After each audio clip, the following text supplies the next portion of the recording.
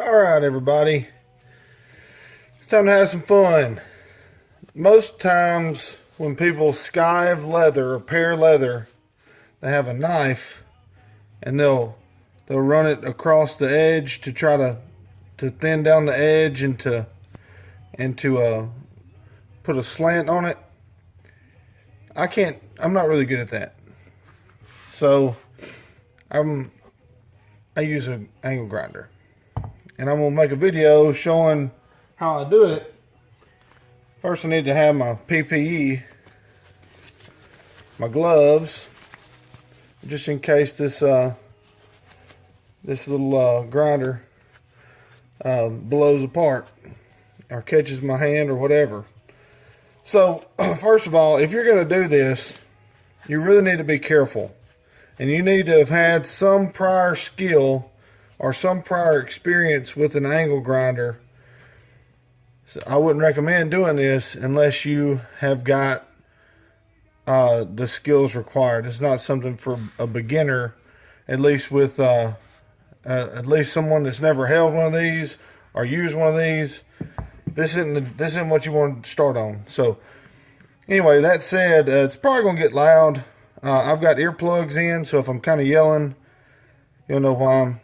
And I have a kind of some goggles on too, and that would kind of serve as safety glasses of sorts. I can't wear a face shield because it would kind of get in the way. Anyway, you can see my line. That's for my liner for this cover. This is a Bible cover, and so I'm going to skive the edge of this leather so that I can do my fold over. So I'm going to kind of show how thin you can get it, and as long as you do it carefully and slowly, you can do this. And not tear the leather up. You'll probably stretch it. You'll start seeing the leather kind of bowl. I don't know from that angle, the way I got the phone set up, I don't know if you'll be able to see it or not. But anyway, I'm gonna go ahead and get to it, and I'll kind of stop and try to explain and show what I'm working with, whenever I get a chance to. All right, if you're ready, let's do it. Now I'm gonna turn it on and kind of start it, and then I'm gonna let it turn itself off. I'm gonna let go of the trigger, and then I'm gonna slow down the rock on the leather. Now I'm gonna scar up my counter a little bit, so just know that you need to have it on something sacrificial. So anyway, all right, let's do it.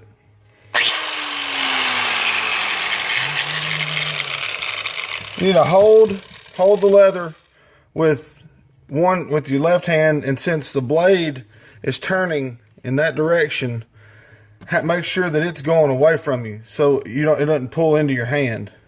You get what I'm saying? So, all right. So I'm gonna hold this leather and try to show you what I'm talking about.